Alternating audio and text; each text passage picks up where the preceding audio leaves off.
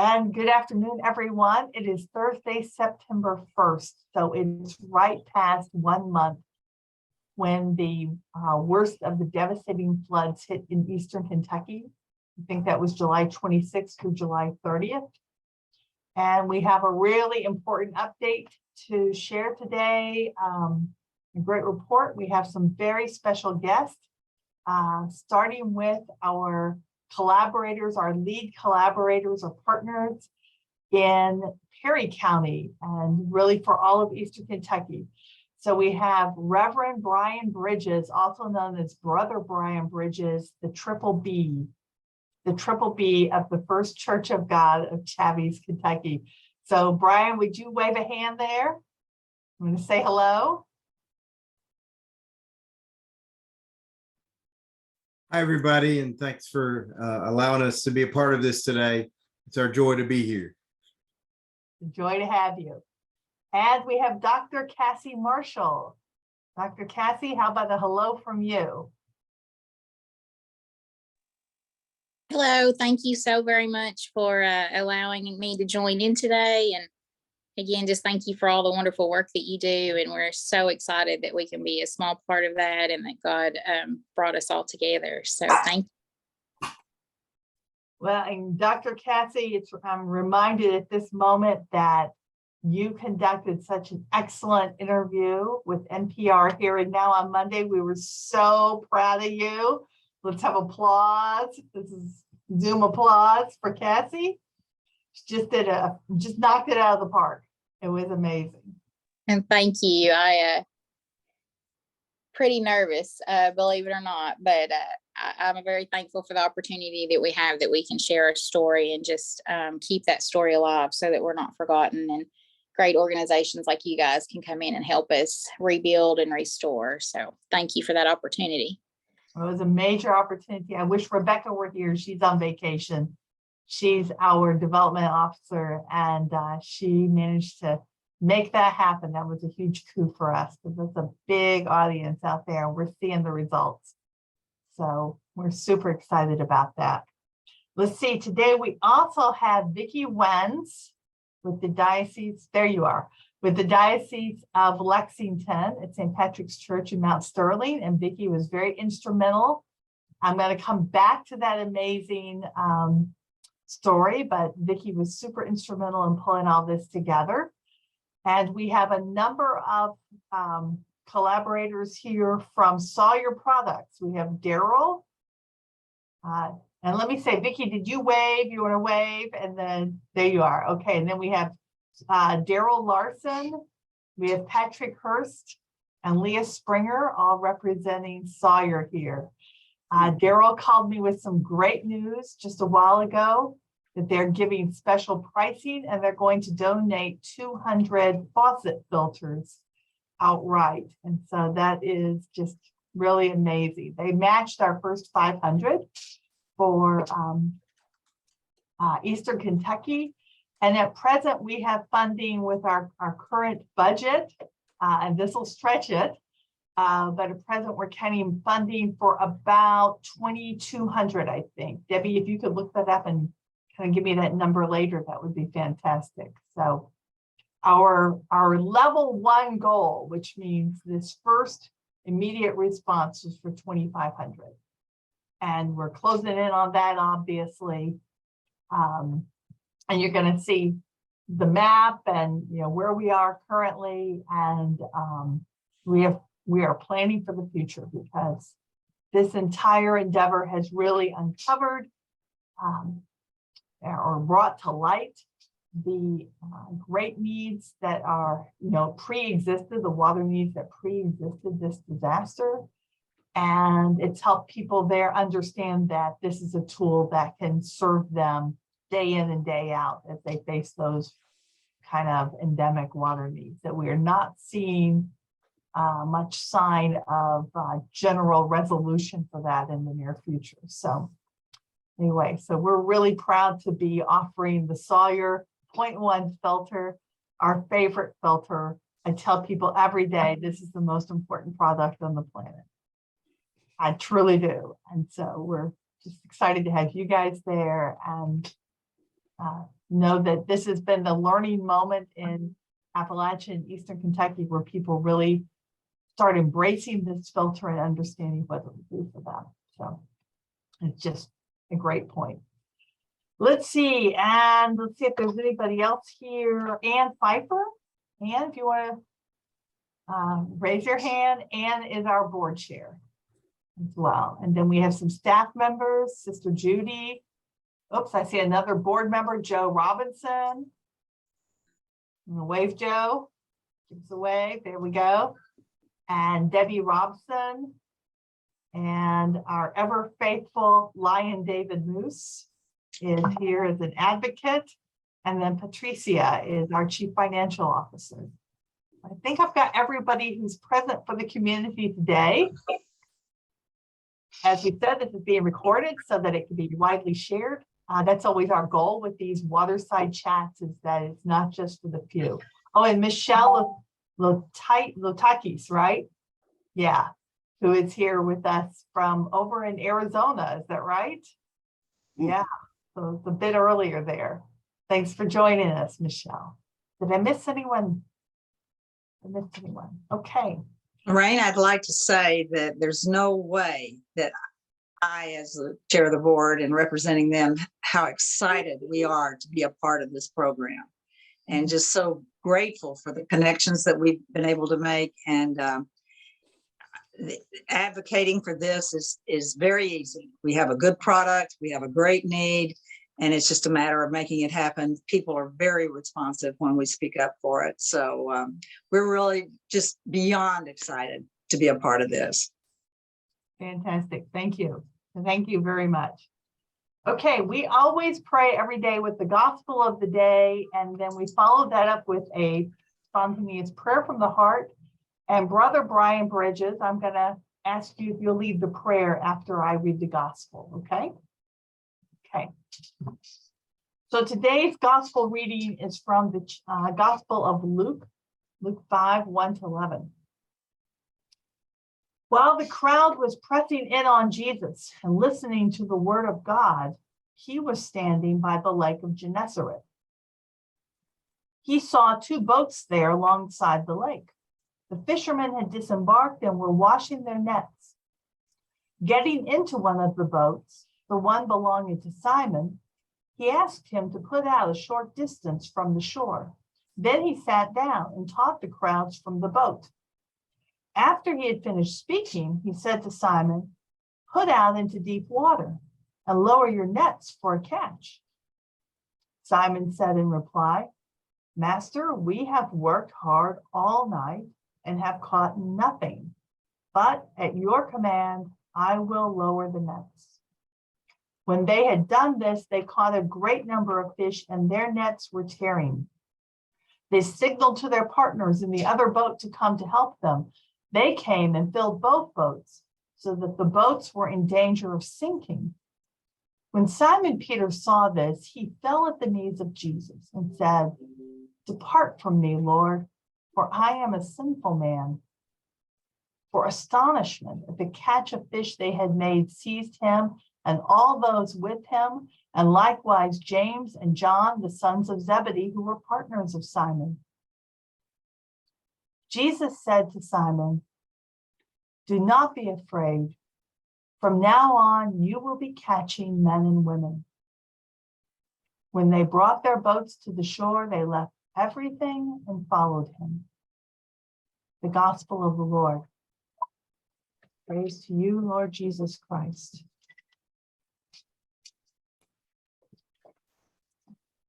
Our precious Heavenly Father, we thank you for this opportunity that we have to meet together. We thank you that you have brought us all together. We believe that, and we thank you for Water with Blessings, and we thank you for the Sawyer Company who have blessed us with these filters, and we thank you for how you have orchestrated all of this. We pray that you would be with this chat today, that you would orchestrate and guide our conversation.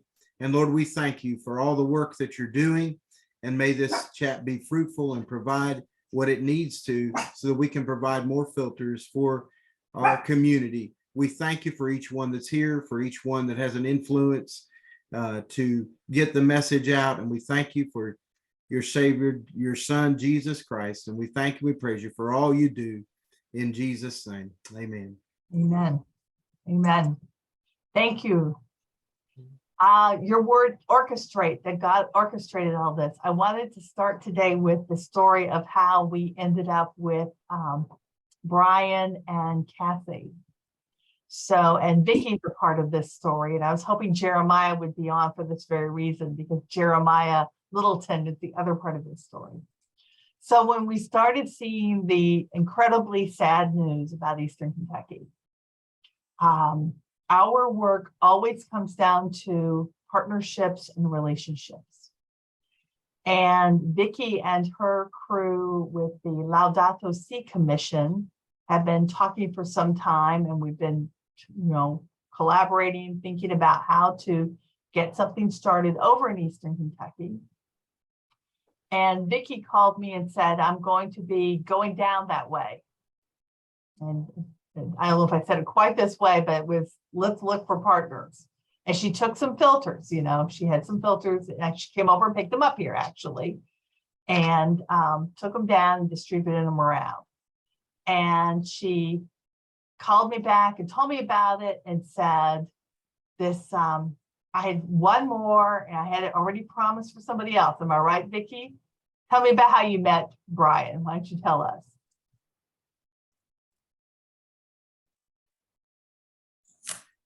Well, we had gone down to take some things, to take the buckets, to take the filters down to Hazard. And so we were planning on going over to Buckhorn.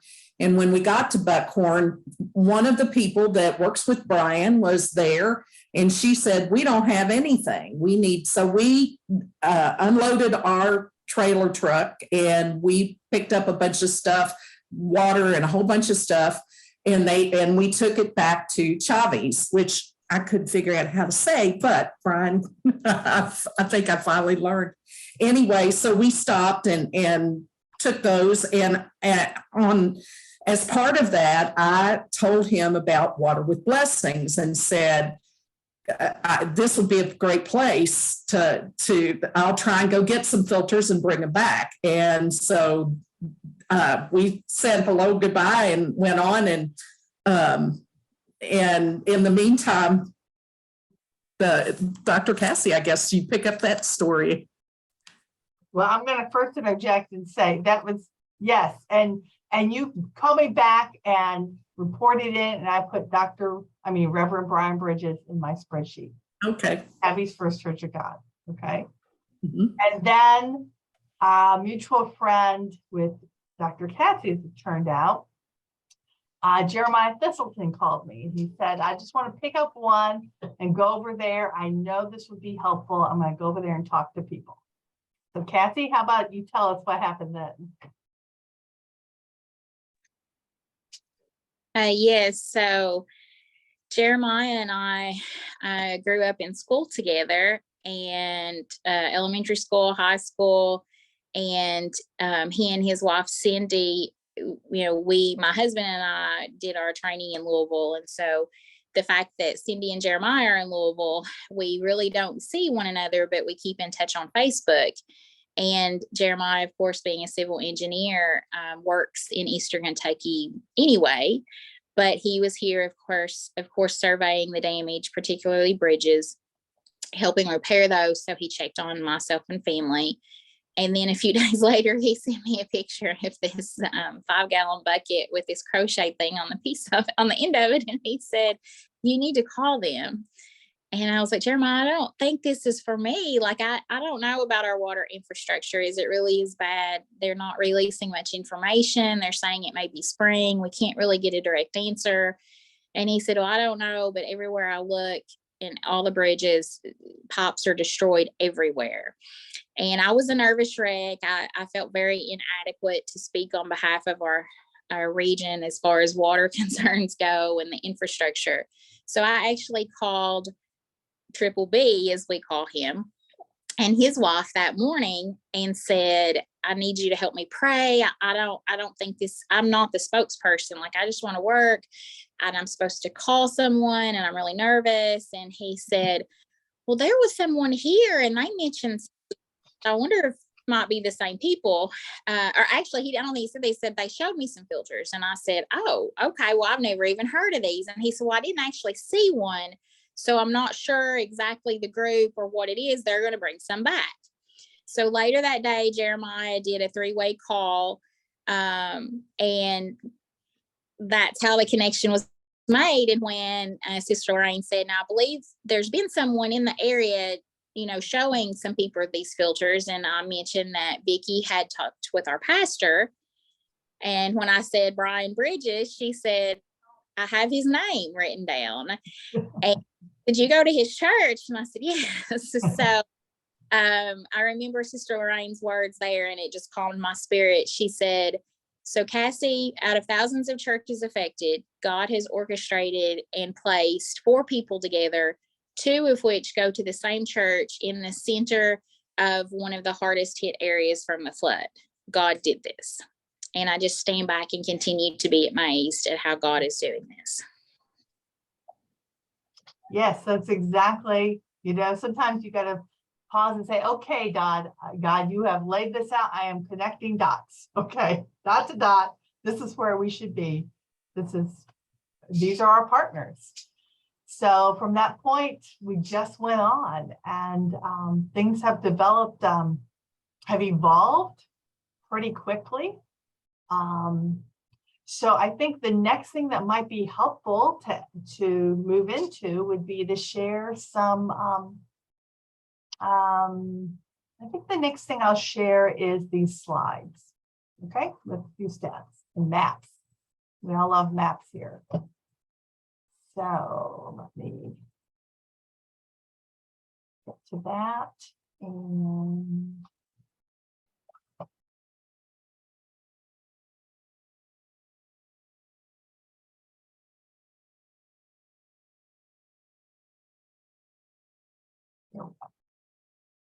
okay.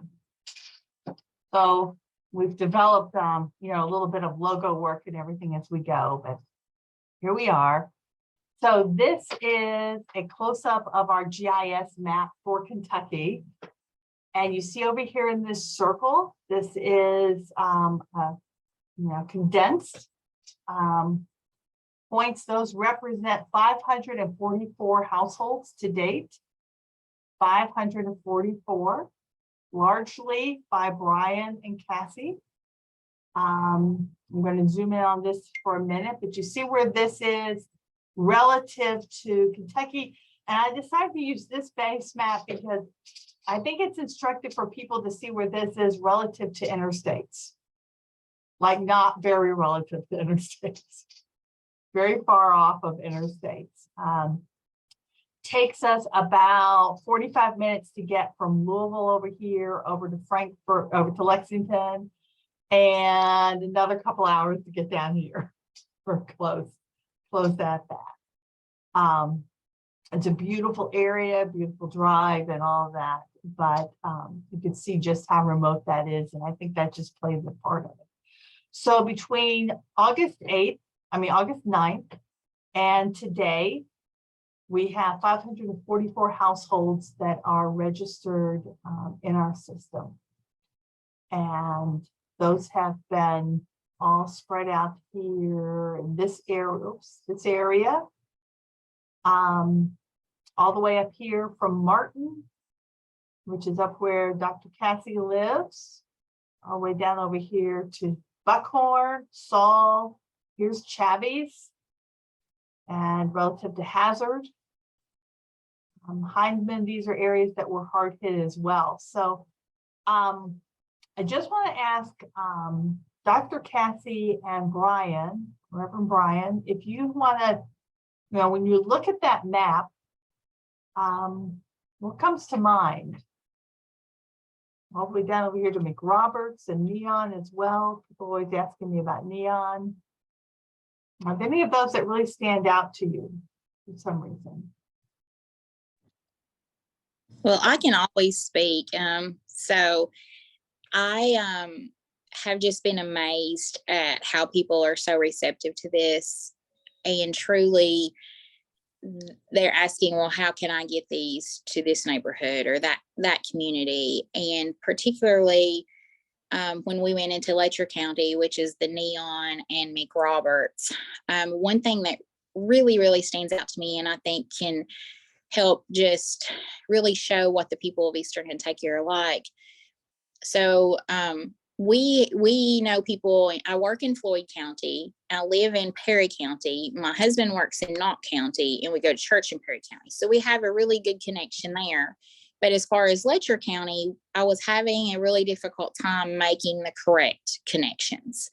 And I kept trying, and I just wasn't having much luck. And a friend of mine just reached out to me and said, how can I help you? And the reason that I had not reached out to her yet is that she lost her entire home. Her daughter had she's a single mom. They had 13 minutes to get their dog and their Jeep out. After she got her daughter to higher ground with the mom's brother, she went and helped rescue 3 elderly women from her neighborhood that would have drowned. So I hadn't reached out to her to ask me how to coordinate in Letcher County. She reached out to me and she said, you tell me what you need, where you need to go. I'll get it set up and I'm going to go with you. So that's how we were able to get to McRoberts and Neon. And in that day, with the help of Elisa, who lost everything except her daughter, her dog, and her Jeep, in her faith in Jesus, we were able to get 120 filters out. And she was a great flood survivor who has a great story to share. And that really stands out to me.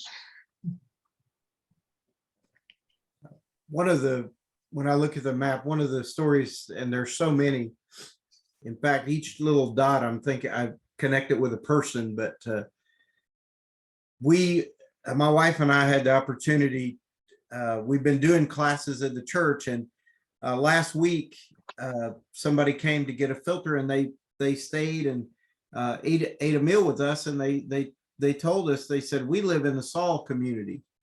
And we had heard about Saul, but we'd never been there. And they said, we're so far back that nobody really even cares about us. But we drove an hour to get a filter. And would you mind coming back and bringing some with you? And her husband said, you're going to have to bring about 100, I think. Well, we didn't bring 100, but we did a class in Saul. And they have a little community center there that was an old school building, and it was pretty full underneath their shelter. And they were so excited that they had gotten water back on, and they showed me in the community center when they turned their tap on, it was brown, and that was their good water. And then one lady had a well, and she wanted to show me her water, and she brought it in a jar. And she had it sitting there. And before she told me what it was, I thought it was a jar of honey that they had brought to give us. And so as we went to this community, they hugged us, they thanked us. And we had been told, oh, that's a rough community. I wouldn't go back in there if I were you. And it's only about 13 miles from where we live, but it takes an hour to get back there because the roads are so bad. Those people were so excited to get filters, and they hugged us, and they stayed around, and they shook hands, and we prayed with some of them, and we were just so thankful. And some of them, living in temporary shelters and things because they just have, that's all they have left. And so we were so blessed to go to that community and some other remote communities that really needed this. And we're just thankful we were able to do just a small part. Thank you. Thank y'all both. I know that we have, I'm going to share some pictures, but we've also had join us Sister Carol Curtis and Arnie LeMay, and both of them have been over, Arnie and his wife Kathy, helping with distribution and just really an accompaniment with Brian and Cassie. A number of people have said, I want to go do that. And I say, you have to be matched up with somebody local who's known and trusted. Okay. We're not going over there and just running around. And so that's evolving. We're starting to set up regular schedules, more of that. Arnie's going back over next week, Arnie and Kathy, for several days. I went over, let's see, who went with me first? I think anyway, it's a blur, but we stayed in the parsonage at First Church of God, and it was a delightful experience. But also, it's just really, really sad and hard to see what people are going through, you know, and I think especially Brian and Cassie are doing that every day, close up and personal. And I just want to commend you and promise you our continued prayers, because that drains the soul to really step into people's lives where they're suffering to that degree. And yet it's also, you know, you're privileged to encounter so much strength and determination, right? Like y'all were describing right there. So I have a few pictures I just think people will enjoy. I didn't have time to get every picture I wanted to, but let's see. Let me share back to that. Okay. And here we have a few pictures from the church. Here's Brian, of course. This young woman, I've forgotten her name, Brian. You remember her name? That's her name is Krista. Krista. Going out, preparing to, so she came for training, and they got a little extra training because everybody has to get training. And she got the extra training to train others. So she was allowed to take home 5. So she was pretty excited. These guys over here in the corner with me, I love this picture because those of you who know me know I'm rarely dwarfed. And Big Bobby here is the first person I met at the church. And he just immediately impressed me with his kindness and goodness. And this is his son, little Ben. And they accompanied us over, for example, to see Aunt Sally here in the bottom right-hand corner. That's a great story. I think maybe were Brian and Cassie, were you together when you first went to see Aunt Sally? No, we first went to that community. Bobby and his cousin told us, you need to go back to Barwick. Well, just to rewind a little bit, the first 2 filters that we ever handed out at the church, when Sister Lorraine and Arnie were teaching us how to do it, 2 ladies just happened to show up to get some supplies, and they were from the Barwick community, and they both said, nothing ever good happens at Barwick. That's what the news says. That's what everybody says. And they were the first 2 to get the first 2 filters, and they were so excited. And one of them said, you've got to come to our community. And then Bobby and his cousin and Ben said, well, we'll take you out there. So my wife and I went to Miss Sally's house and met on the porch. She is the matriarch of Barwick, and she's related to or raised most of that community. And we met on her porch and gave, I think, 10 filters out that night. And then we've been back, and then we went back, and Sister Lorraine and Cassie and others got to meet her, and she's just a joy. And she's using her filter, and she keeps it in a very, they told us, she said she keeps it in a very special place, and the grandkids are not allowed to touch it. Nobody's allowed to even mess with it except her and her granddaughter. And that's it. Nobody touches it but them. So she's just a joy. And then it has been a blessing for our church, because we have been able to make connections back there that we didn't have previously. And they call me that little pastor. I'm a short little guy. So they said, that little pastor, we love him.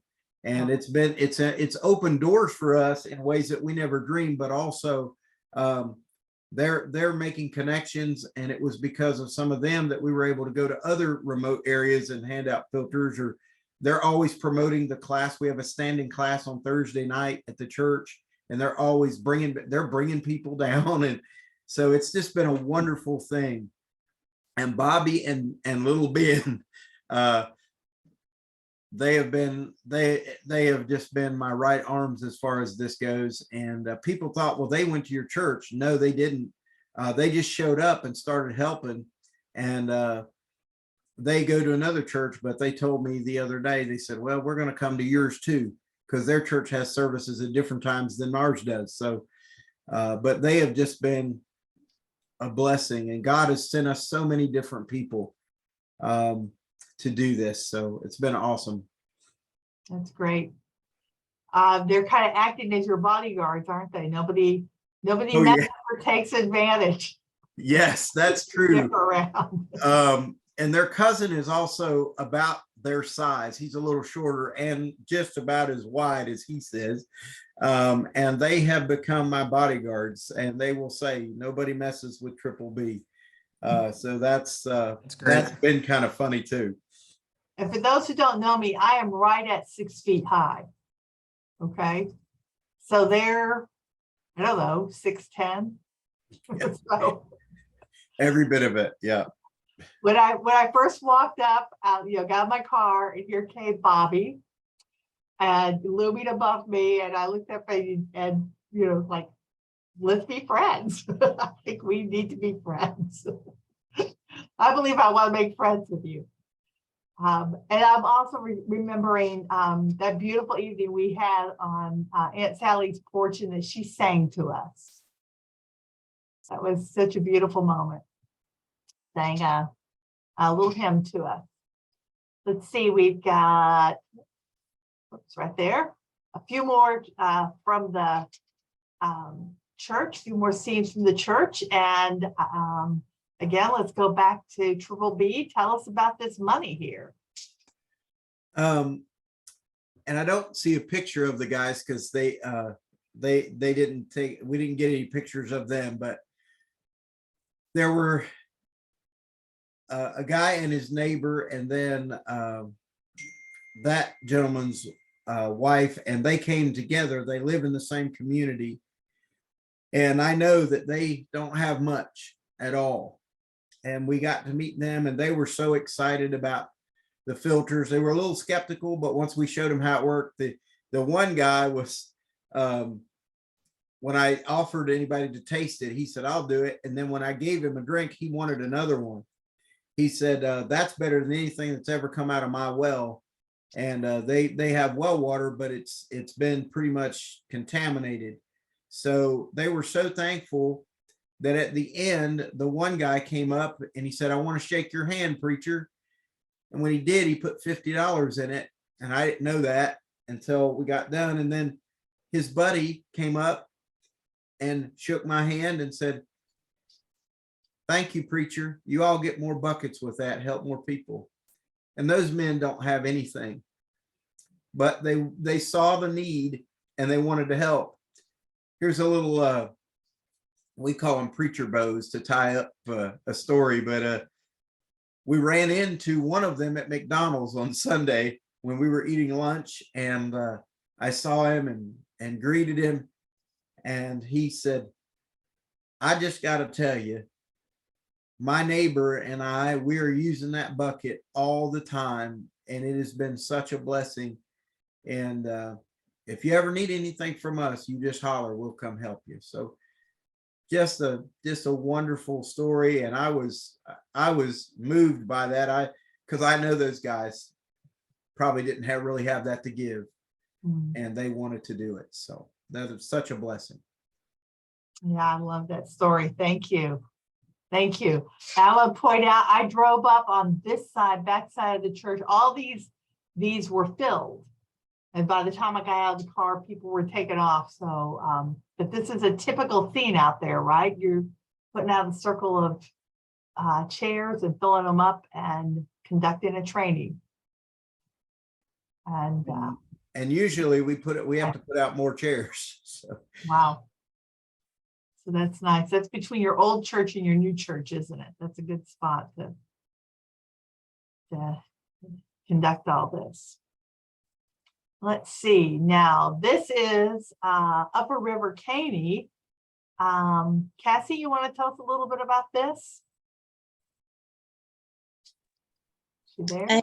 Yes, so this was one of the days that Sister Lorraine and Kathy, we went out and about, and River Caney, there's an Upper River Caney and a Lower River Caney, and both of those areas were extremely, it's devastation everywhere. But as far as lives that were lost, people missing, homes destroyed, and this was somewhere, this is in Breathitt County, and I had never been there.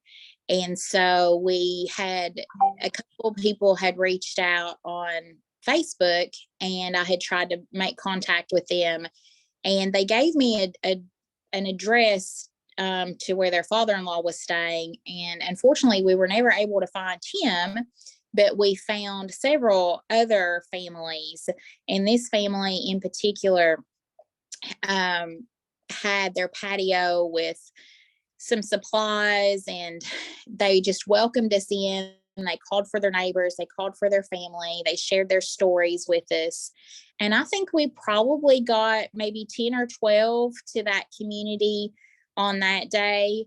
And their story of survival of the night that it came, they're actually staying not in their home. It's, I think, a family home, and there's several of them there. We're still getting a lot of contact that we need more in that area, and we're trying to make the correct connections to get back to that area.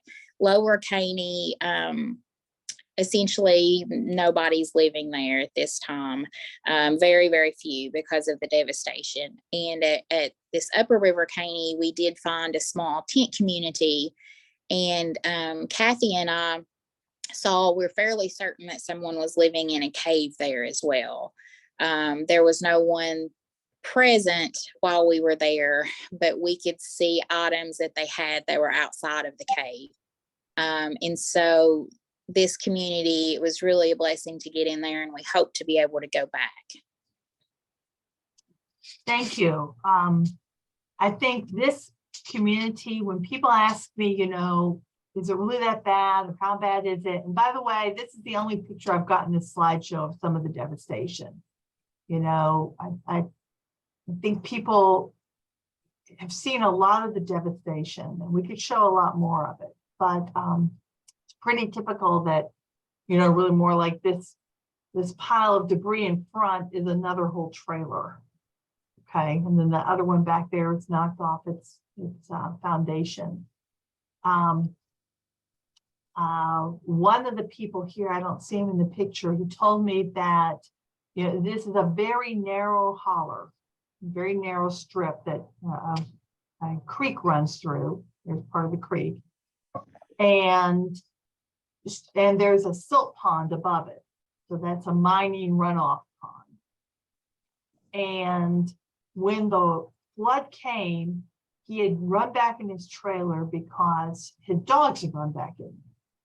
He was trying to get his dogs out, and he felt a tree, an entire tree, hit the back of the trailer and tear through under the trailer, and basically just tear out the foundation from below it. And when it came to under his feet, he jumped and managed to survive. But when you think of the thousands of people who went through something like that, it's overwhelming. And yet when you're just driving around a lot of those areas, you don't see it because it was confined to, a lot of it was confined to these hollers. And the narrower the holler, the less material resources these people have. That's just sort of the rule of that. How much land you have is, the poorer the land, the less land there is, the less likely you are to be able to financially get ahead. So, and yet there was this beautiful, strong spirit, these people, you know, looking out for each other and taking up for each other and figuring out how to organize help among each other. And even you can see back here, you know, cutting the grass and trying to get things back to normal. So it was a really beautiful place. Let's see. Let's look at. a lot better than bottled water. It just has like a. Whoops. There we are. Okay, here's a little bit of Dr. Cassie out and about. Cassie, you want to tell us about this? Yes, so this was the day that I shared that we made it into Letcher County, and their sister Carol, and I'll just say, like, she is the bucket master. I cannot imagine that day without her. She was such a blessing, and we want her to come back and us have fun where we don't try to kill her, because she just worked and worked and worked. And then I mentioned Elise and her daughter. And so in the center picture, I'm in the blue and Elise is looking at the screen. She's on my left. She's actually on my right side. And then her daughter, Piper. And they were the ones that lost their home. And again, she was the one that reached out to me, and she was able to make 5 connections for us in Letcher County. And then we got another one in Knott County on the way back through. And that day, truly down in the right lower corner is at McRoberts. And McRoberts is beyond Fleming Neon. I did not know where McRoberts was. So because of people in our community, we're getting to places that we didn't even know existed, much less that we needed to get to. And this community in particular was so welcoming, truly watching out for one another. And we would think we would be finished, and then there would be a few more people come in.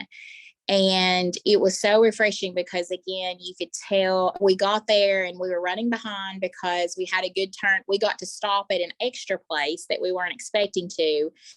And we got there and they were set up inside waiting for us. They had chairs set up. They had let the community know. And then they, again, you know, how can I get this to my neighbor or my family? Just really watching out for one another. And one of the, as I walked out, I was helping one of the ladies walk some filters to her car.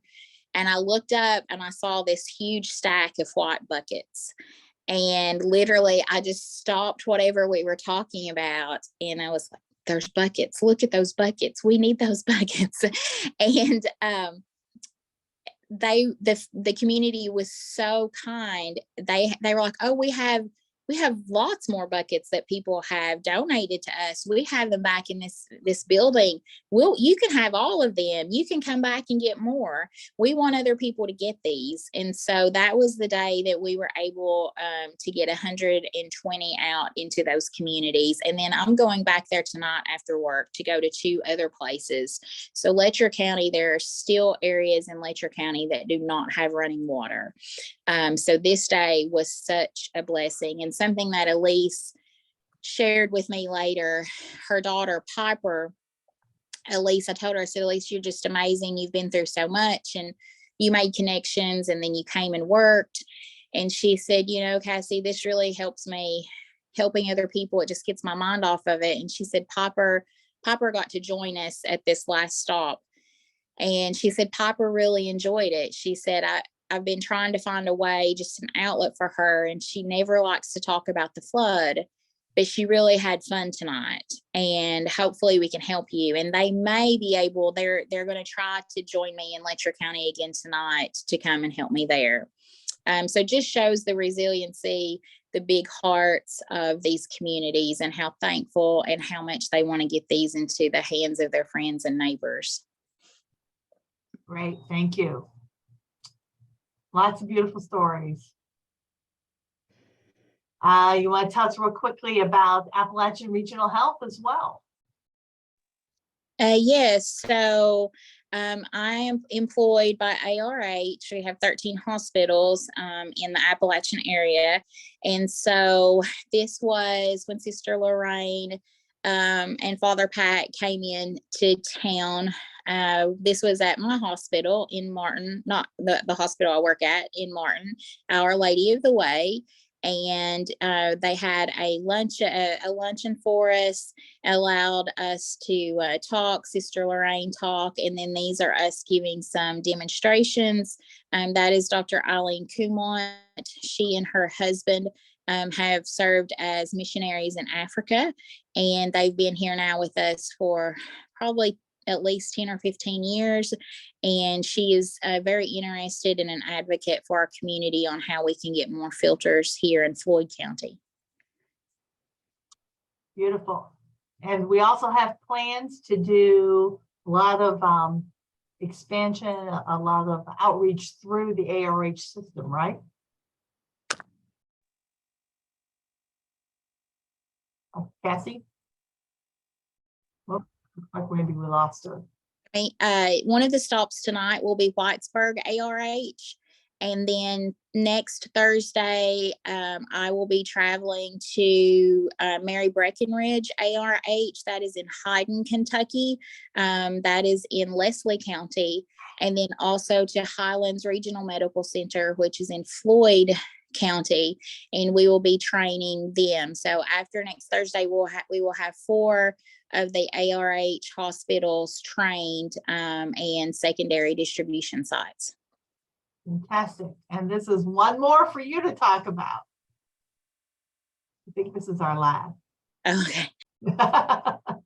Yes. So this was Tuesday. I was invited. There's a Kentucky Home Place, which has community health workers, and they had 35 community health workers, and we're having a regional meeting Tuesday, and they invited me to come there, and we were able to do a presentation and a demonstration hands-on. Each of one of them put a filter bucket system together, and that ranges from Boyd County to Bell County to Laurel County. It's all of Eastern Kentucky, and they're community health workers that actually go into homes, go into communities. They were writing down names. There was one family that they wrote down a name for. They said that they had not had running water for 3 years. And so these are going to be huge assets for us. They are also now a secondary distribution site, a huge asset, because they truly will get these into areas that we don't even know that there's people, that are living there. And they're very, very, very excited. Wow, 3 years. That gives one pause. Okay, well, thank you. We could go on and on and on. We need to be drawing this to a close here pretty soon, but that's pretty amazing. We have another little thing to share here. Make sure I got that up.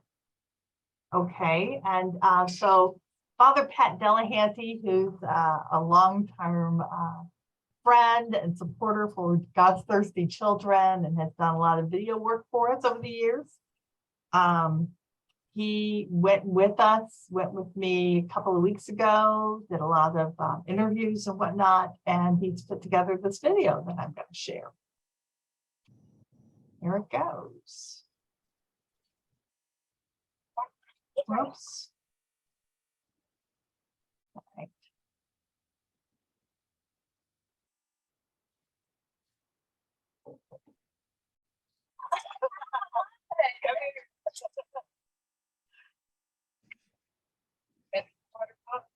Bottle of water. Not that.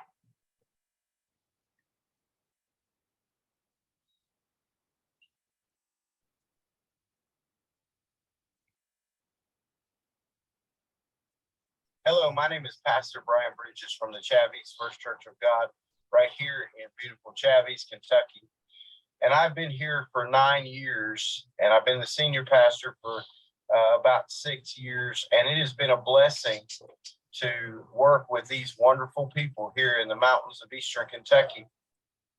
When I moved here, I did realize, however, that our water system was not good, and there would be winters where we would go without water for weeks at a time. And it was a definite problem, and we would try to find solutions, packing jugs of water in and things like that. And it was just difficult. People trying to use the river water and all of that. And then just a few weeks ago, the floods happened and devastated not only our community, but many counties here in Eastern Kentucky, lost dear friends and family of this community that we truly love. And through all of this, however, God sent us a blessing of blessings with water, where we were able to get these bucket water filtration systems that have truly been a godsend to our area. And we've been privileged, and I've been privileged to take these systems and teach them and train people how to use them. Just a few days ago, we were able to go to a very remote area in the mountains that we couldn't get to days before because of the flooding, and take a whole family and a whole community, about 8 to 10 water buckets, and they passed them out, and we trained them, and they were so excited. And we're so thankful for this organization who has blessed us with this gift. It has brought our community together. It has helped us in so many ways, and we are so thankful. I picked up my blessings bucket in Pine Top in Knott County a few days ago. And I told several people about them. My sister lives in Somerset. She wanted me to pick up some for her and her children. And also my daughter that lives in Western Kentucky would like one for herself. So, and they're awesome.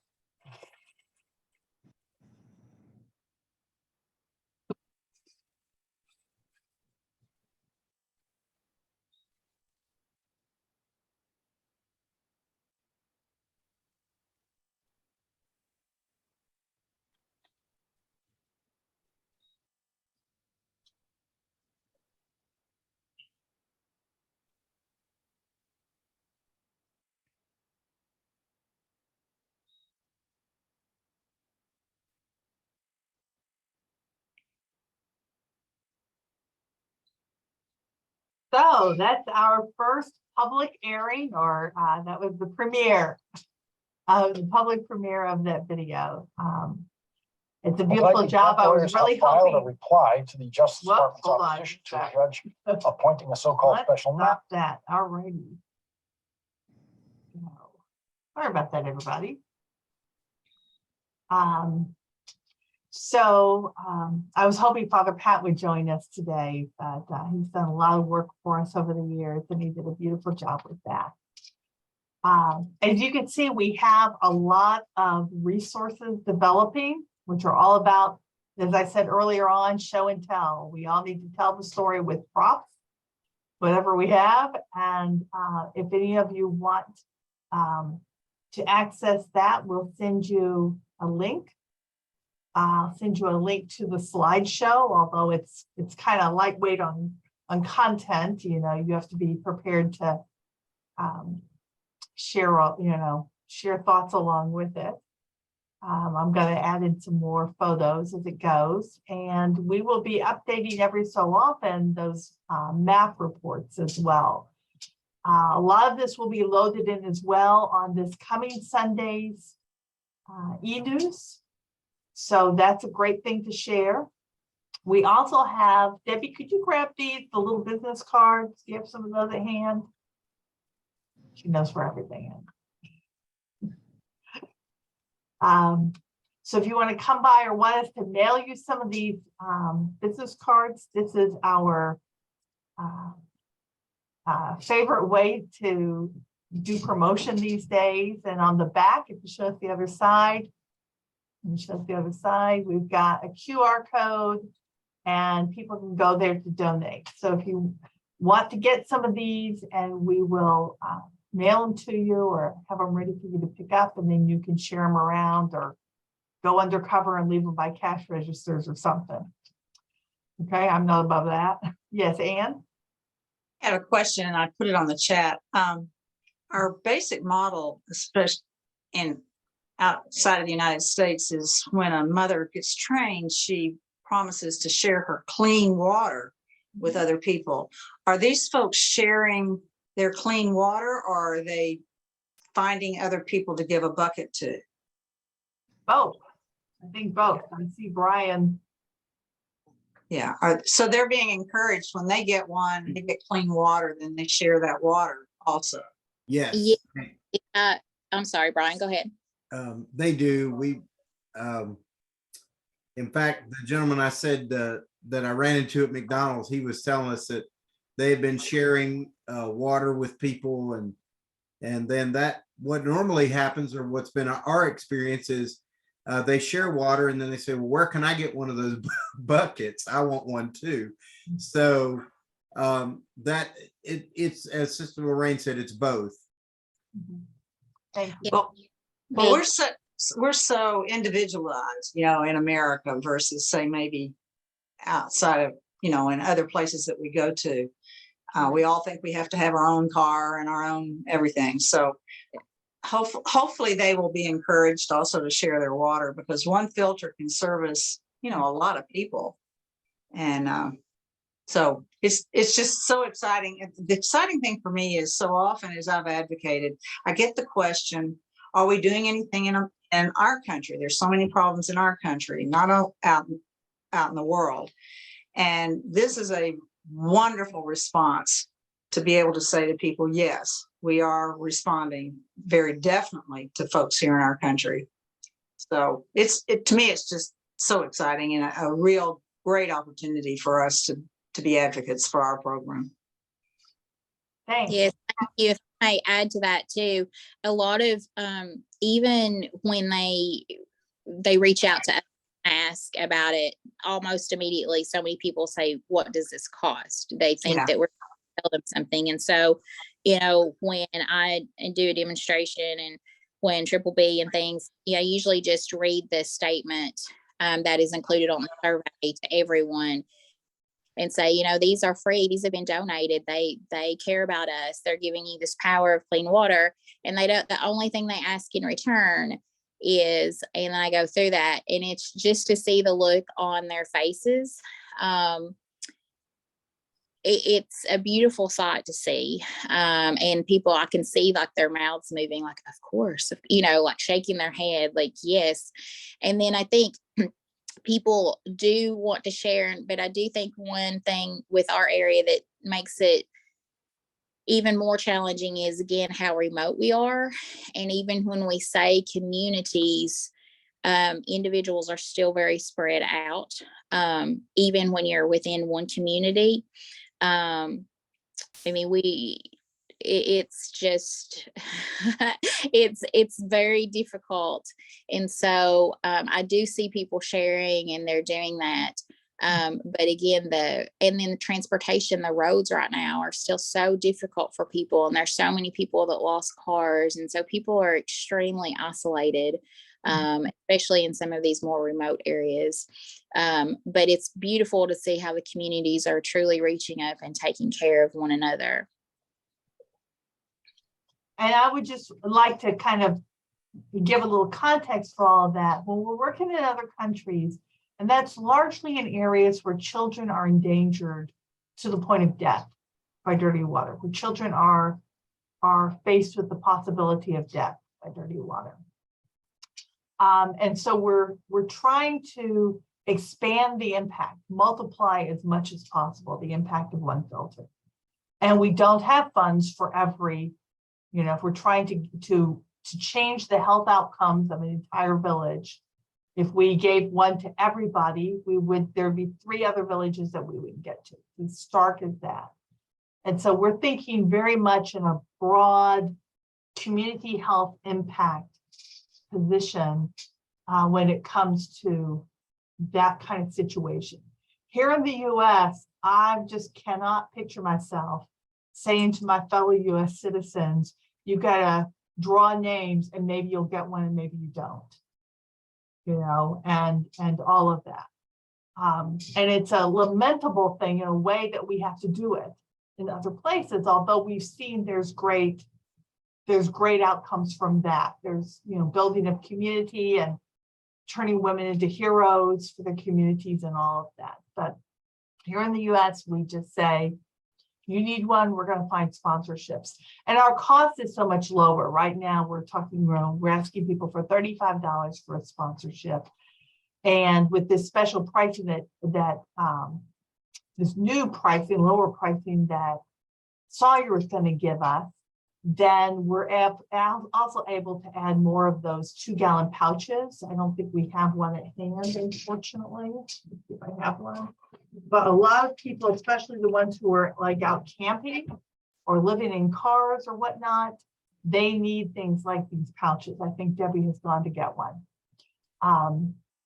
And so having the lower pricing means that we can add this into the package and order more of those. Yeah. And those are really great because they have these screw-on caps and, if you're just filtering directly into a bucket, it's real likely that somebody will get their hands in there or something will fall in, or you can even, somebody can drown in there. I had lined up in case we had time, and I think it wouldn't be helpful at this moment, but we do have a whole training manual, and Cassie and Brian both alluded to that. And it goes through, I think it's got about 30 slides, and they're spiral bound so that they don't have to, have a PowerPoint capacity to do training. And it has several points in it.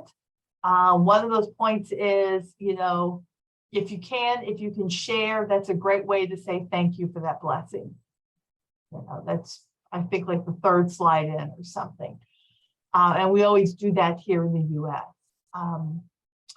Then there's also some people have raised, the concern about mine runoff, and the filters, of course, don't take out mine contamination or your arsenic, your lead, whatnot.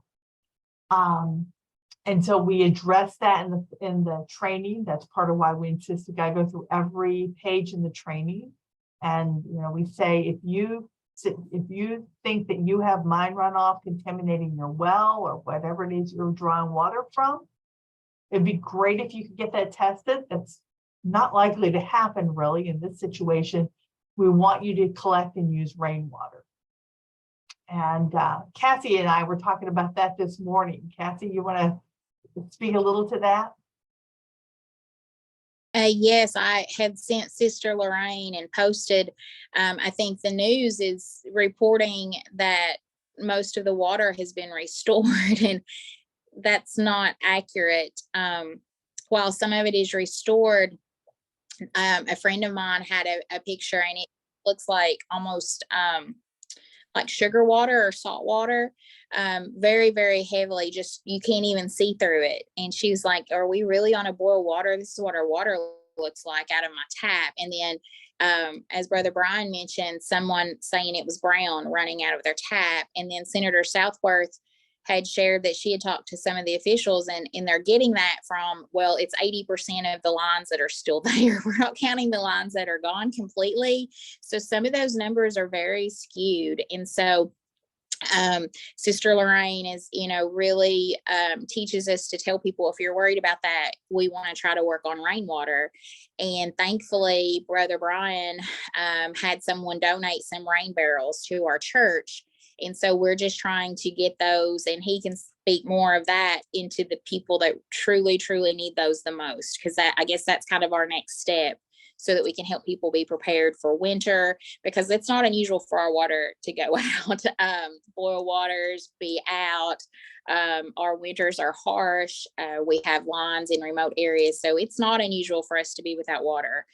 So this is kind of, I think, the next phase that we want to really help prepare for future events also.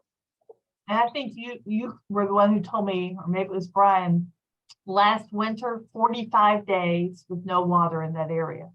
Right? Yeah, it was a couple winters ago. I'm not sure exactly how long, but I think Buckhorn went 45 or 47 days. Lines burst, And because of the extensive damage and the extreme temperatures, and this is really interesting. And like I said, Brian and Christy know more because they live in that part of the county. But Buckhorn Lake is one of the largest lakes in our region, and those families are the first to lose water and the last to receive water when it goes out. And that just doesn't make any there. I mean, there's no rhyme or reason behind that when they have the source of the lake there.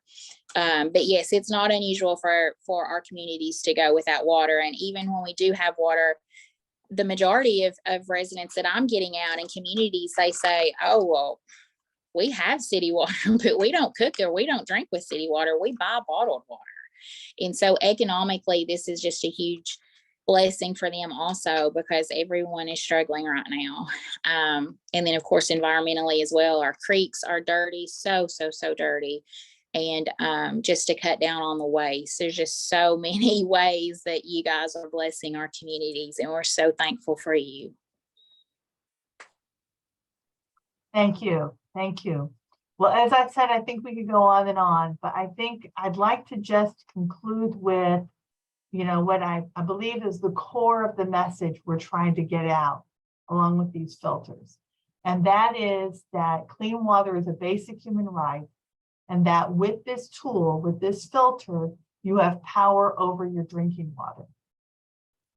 And that is such a powerful thing to offer people when they're powerless. Whether it's people out there in the developing world who just, are just at the mercy of whatever happens, or even here in our own country, people who are just at the mercy of whether or not elected officials are going to actually step up and take care of things. To say to people, you have the power over your drinking water, it's a pretty radical message for them. And to say that to people who have lost everything and they have almost like no power over anything.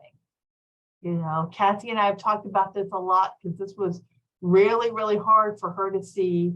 There's these huge needs and help is temporary. A sack full of groceries is a wonderful thing and it's gone tomorrow. A case of bottled water seems like a lifesaver and it's gone tomorrow. And people are facing a whole wide range of long-term needs that need bigger solutions. And Water with Blessings, we can't address most of that, but we address that one thing well. We can set them up for a permanent water solution, a long life permanent water solution, and they have power over that. And I've really come to appreciate what it means in these situations when you give people agency, when you give them power over something and they're able to act and take care of even just one of their basic needs. And it makes them, I think it gives them boldness to think about what else could happen in this way. What else do we need to do in this way?